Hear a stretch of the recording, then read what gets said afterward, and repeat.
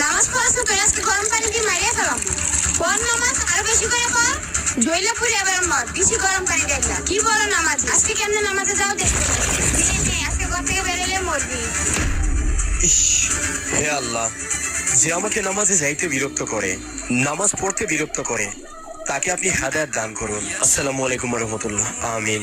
কি রে, যে মেয়েটা আমাকে প্রতিদিন নামাজে বিরক্ত করে, আজকে মেয়েটা আমার নামাজে বিরক্ত করলো না, বিষয়টা কেমন জানি লাগছে।